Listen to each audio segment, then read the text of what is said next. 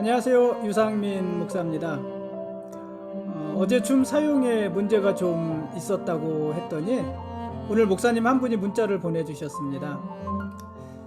이 길라잡이 영상을 보고서 문자를 준 건지 어떤 건지는 모르겠지만은 줌에서 영상을 녹화할 수 없을 때 다른 어플을 사용할 수 있는 방법을 아주 친절하게 소개한 문자였습니다.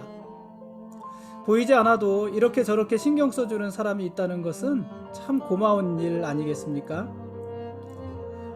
오후에는 교회에 청년이 한 명 다녀갔습니다. 부산에서 학교에 다니는 청년인데 지난 수요일에 잠시 올라왔다고 합니다. 교회 근처 집사님 계시는 치과에 왔다가 교회 들렀다고 합니다. 커피와 쿠키를 사가지고 쿠키를 사가지고 와서 잘 먹었고 1시간가량 이야기하다 돌아갔습니다. 뭐 별 이야기는 없었고요.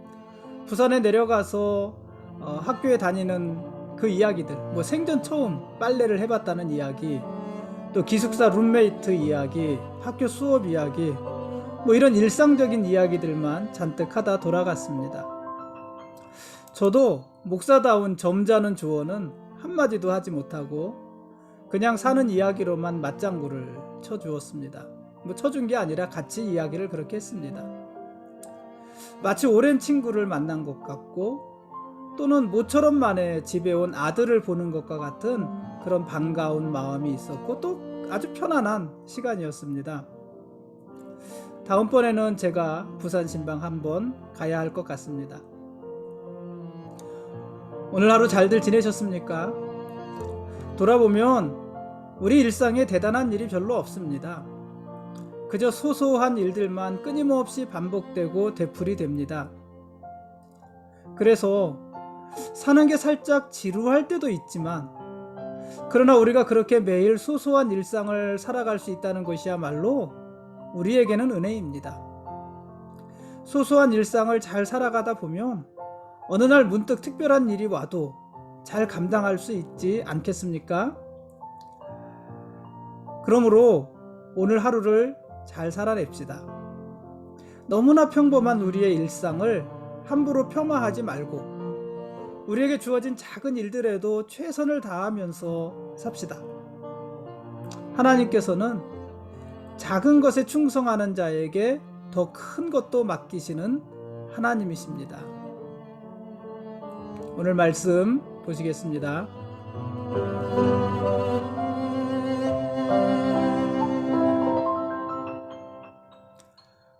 오늘 읽을 말씀은 사사기 17장과 18장 말씀입니다.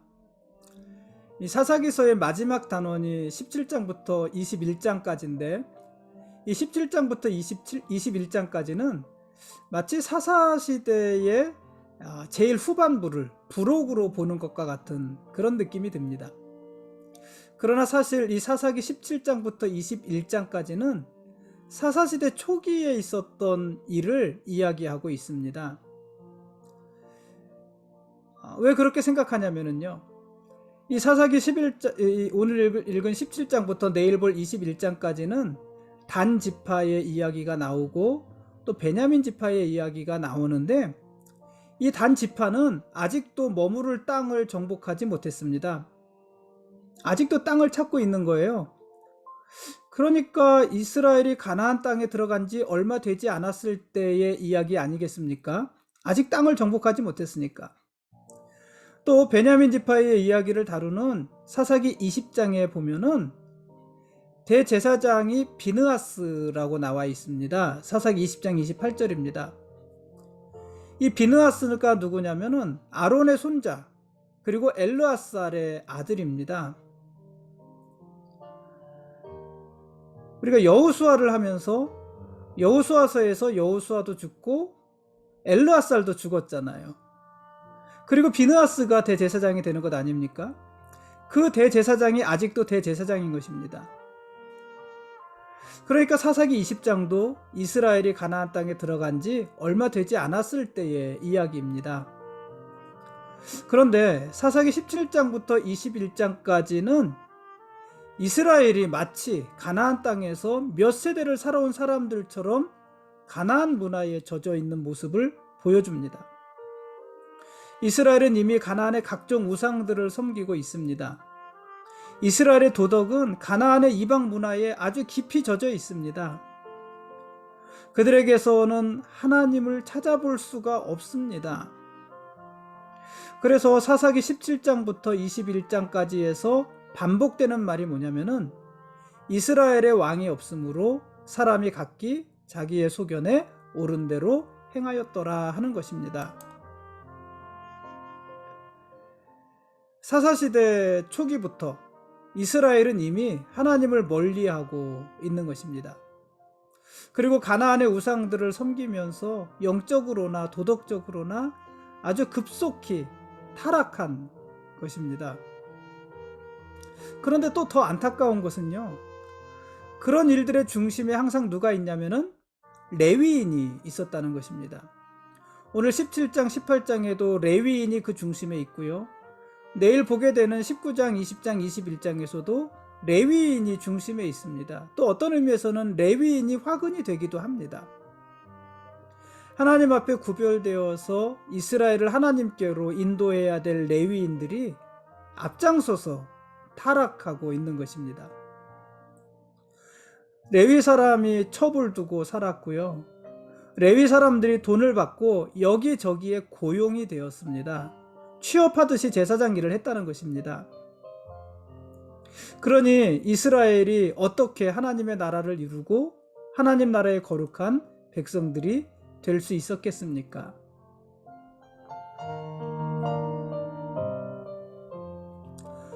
오늘 읽을 사사기 17장과 18장 말씀은 이런 내용입니다. 여러분이 다 읽으면 다 이해하는 내용이겠지만은, 사사시대 초기에 에브라임 언덕 지방에 미가라는 사람이 살고 있었습니다. 그런데 어느 날 이 미가의 어머니가 은 1,100개를 잃어버렸습니다. 이게 사실 굉장히 큰 돈이에요. 분명 누군가가 그것을 훔쳐간 것입니다.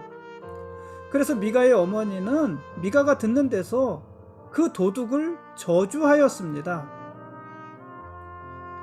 그로부터 얼마 지나지 않아서 미가가 어머니에게 와서 자기가 어머니의 은을 훔친 도둑이라는 사실을 고백합니다. 왜 그랬을까요? 어머니의 저주가 두려웠기 때문 아니었을까요? 그래서 자기가 은을 훔친 자라는 사실을 어머니에게 고백을 합니다. 그런데 미가의 고백을 들은 어머니는요, 미가를 꾸짖지 않습니다. 나무라지 않습니다. 책망하지 않습니다. 대신에 미가를 축복합니다. 사사기 17장 2절에 보니까 내 아들이 여호와께 복 받기를 원한다, 이렇게 기도를 합니다. 그리고 그 은 1,100개 중에서 은 200개를 은장색에게 주어서 신상을 부어 만들게 합니다. 그리고 이제 신상을 만들었으니까 그 신당을 모실 뭐가 있어야 되겠어요? 신상, 우상이에요. 우상을 만들었는데, 그 우상을 만들었으니까 그 다음에 뭐가 있어야 되겠어요? 그 우상을 두고 섬길 신당이 있어야 되겠죠. 신당을 만듭니다. 신상도 있고 신당도 있어요. 이제 뭐가 있어야 되겠습니까? 제사장이 있어야 되겠죠. 제사 드릴 사람. 그래서 그 아들 중 한 명을 제사장으로 삼습니다. 원래 제사장은요, 아론의 후손들이 될 수 있는 거잖아요. 그런데 자기의 아들을 제사장으로 삼습니다. 제사장을 세웠으니까 뭐가 있어야 되겠어요? 제사장을 구별할 수 있는 특별한 복장, 그게 에봇이에요. 에봇이 있어야 되잖아요. 그래서 이 제사장을 위한 뭐도 만듭니까? 에봇도 만듭니다. 그리고 에봇도 만듭니다.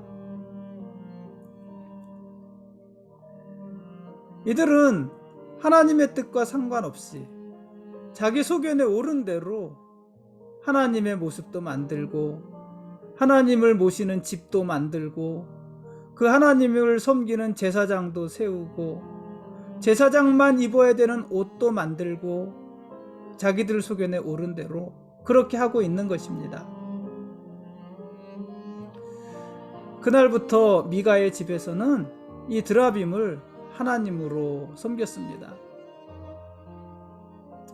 그러던 어느 날 베들레헴으로부터 한 청년이 왔는데 이 청년은 레위 사람이었습니다.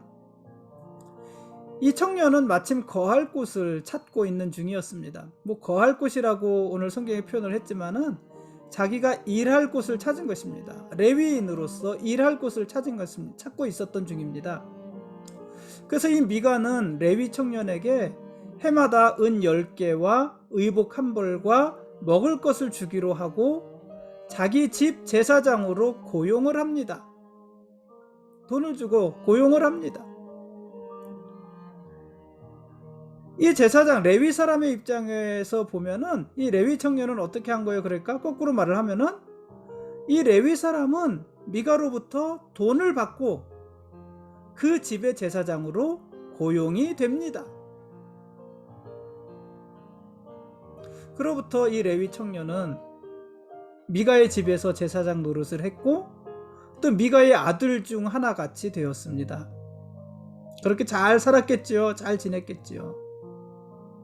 그런데 또 그러던 어느 날 이번에는 단 지파가 미가의 집을 지나갔습니다. 먼저는 파수꾼이 아니라 정탐꾼들이 지나갔죠. 정탐꾼들이 미가의 집을 들렀다 갔고 그 후에 600명의 군인들이 이 미가의 집을 찾아옵니다. 이 단지파는 아직까지도 자기들이 머물 땅을 얻지 못한 상태였습니다. 원래 여호수아는 단지파에게 어느 땅을 주었어요? 단지파에게 유다에서 가까운 서쪽 끝, 그러니까 서쪽 끝. 이 이스라엘은 항상 요단강을 중심으로 그렇죠? 동쪽과 서쪽이라고 그랬잖아요. 그 서쪽에서도 제일 끝에 가면은 뭐가 있어요? 지중해, 바다가 나오잖아요. 그 지중해를 끼고 있는 해변가 지역을 단 지파에게 주었거든요. 거기가 단 지파의 기업입니다. 그런데 단 지파가 그 땅을 점령하지 못한 거예요. 점령하지 못했을 뿐만 아니라 오히려 그곳에 살고 있던 아모리 사람들에게 쫓겨났어요. 산지로 쫓겨났어요. 이럴 수 있습니까?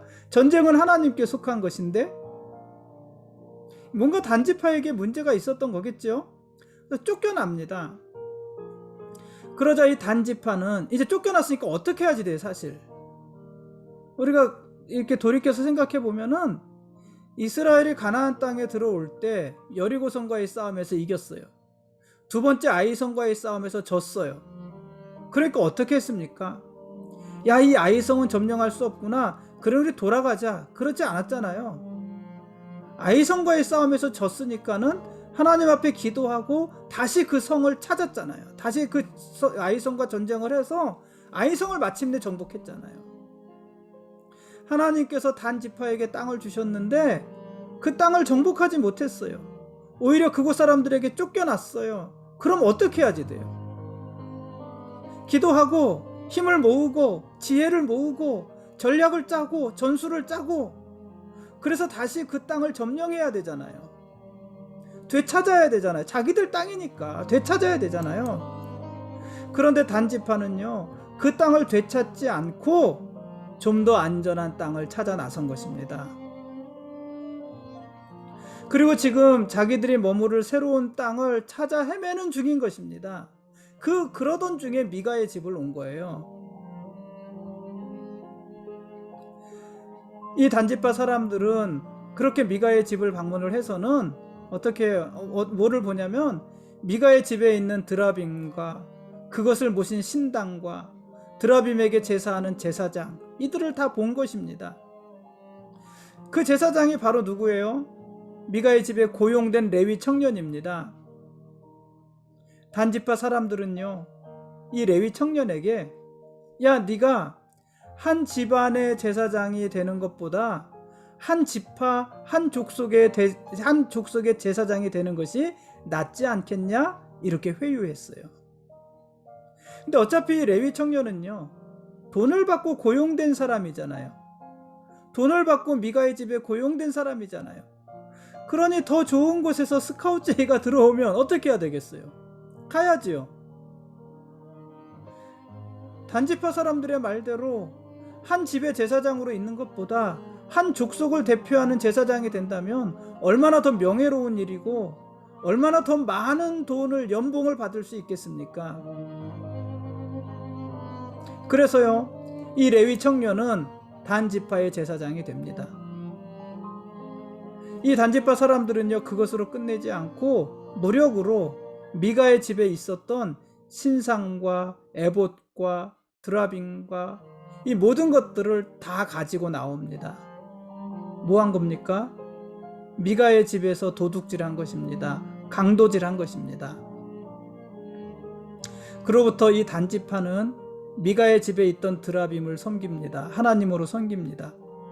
사사기 18장 19절에 보면 하나님의 집이 실로에 있을 동안에 미가가 만든 바 새긴 신상이 단 자손에게 있었더라, 이렇게 기록을 해요. 그러니까 이때 미가의 집에서 훔친 이 신상을 언제까지요? 하나님의 집이 실로에 있을 동안 그 신상을 섬겼다는 거예요.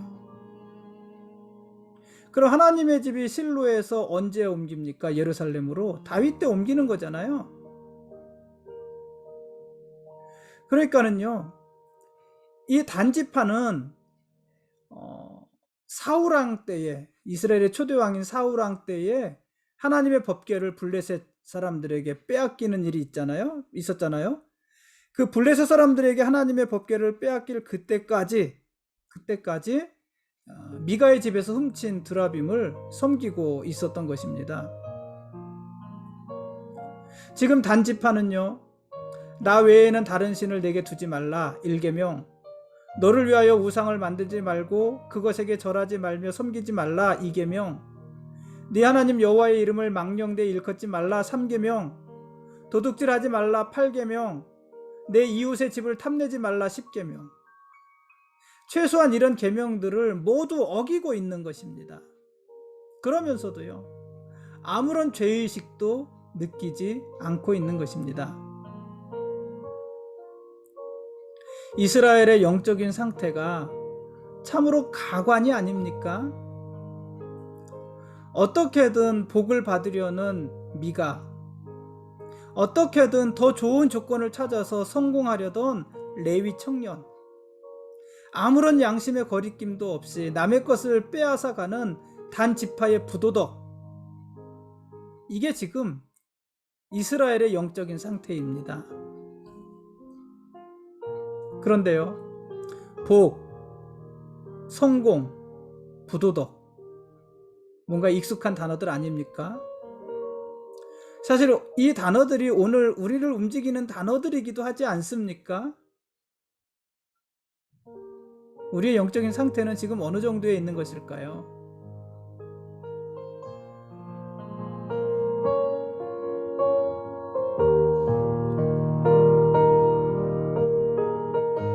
지금까지 사사기 17장과 18장 말씀에 대한 길라잡이였습니다. 내일 읽을 말씀은 사사기 마지막입니다. 19장부터 21장까지 말씀을 보겠습니다.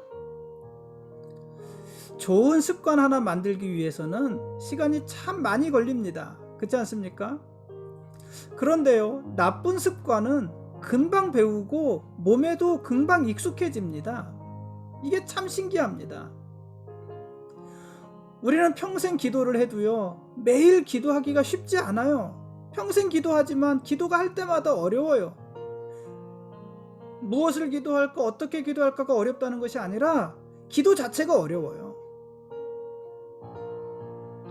그런데 그 기도의 습관이 잘 만들어지지 않는 거잖아요. 아무리 기도해도 기도의 습관이 잘 만들어지지 않는 거잖아요. 그런데요, 평생 동안 새벽 기도하던 사람도요, 조금만 변수가 생기면은 쉽게 기도를 내려놓습니다. 기도하지 않기는 쉬워요. 누군가를 사랑하기는 어렵습니다. 그런데 누군가를 미워하는 일은 너무나 쉽습니다. 누군가에게 일관된 친절을 베풀기는 어렵습니다. 그런데 누군가에게 함부로 하기는 너무 쉽습니다. 그렇지 않습니까? 어떤 상황에서도 진실을 말하기는 어렵습니다. 제가 어려서부터 우리 아이들에게 항상 했던 말이 거짓말하지 말자는 거거든요. 정직이 최고의 힘이다. 정직이 최고의 힘이다. 이게 제가 저희 집에서 우리 아이들에게 가장 많이 하는 말 중에 하나예요. 정직이 최고의 힘이다. 정직하게 말을 하자. 근데 이게 잘 안 돼요. 저도 잘 안 돼요. 그러니까 정직한 습관을 만드는 것이 얼마나 어려운지 모릅니다. 그런데요, 상황에 따라서 거짓말하는 것은요, 누가 가르쳐주지 않았는데도 다 해요. 너무 쉬워요, 거짓말하는 것은. 우리가 주를 위해서 성공과 출세의 길을 포기하는 것은 너무 어렵습니다. 그런데요, 성공과 출세를 위해서 잠시 주님을 떠나는 것은 얼마나 쉽습니까? 우리가 평생 하나님을 믿었고 평생 교회 안에서 살았지만 사실 우리 수준은 딱 그 정도입니다. 오죽하면은요, 광야에서 40년을 연단받고 40년을 훈련하고 40년 동안 가르침을 받았던 이스라엘 사람들이 가나안 땅에 들어가자마자 이렇게 형편없이 타락할 수가 있었겠습니까? 근데 그게 사람이고 그게 우리 수준입니다. 그래서 우리에게는 하나님의 도우심과 은혜가 절대로 필요한 것입니다. 우리는 우리의 의지와 결단과 노력만으로 왕 대신 하나님 나라의 백성이 될 수 없습니다. 왕 대신 하나님의 나라의 백성된 삶을 절대 살 수 없습니다. 하나님이 도와주셔야 되고 하나님이 은혜를 베풀어 주셔야 우리는 하나님 나라 백성으로서의 삶을 살 수가 있는 것입니다. 여러분, 그러니까 모든 일에 너무 잘하려고 하지 마십시오. 항상 너무 잘하려는 게 문제예요. 너무 잘하려고 하지 마십시오. 다만 모든 일에 하나님의 지혜와 도우심을 구하십시오. 내가 스스로 너무 잘하려고만 하지 마시고요. 하나님의 도우심을 구하고 하나님의 지혜를 구하고 하나님의 은혜를 구하십시오. 우리는 그렇게 살아야 넘어지지 않고 잘 살 수 있는 사람들입니다. 그래서 우리가 성도들인 것입니다. 하나님이 우리의 왕이십니다.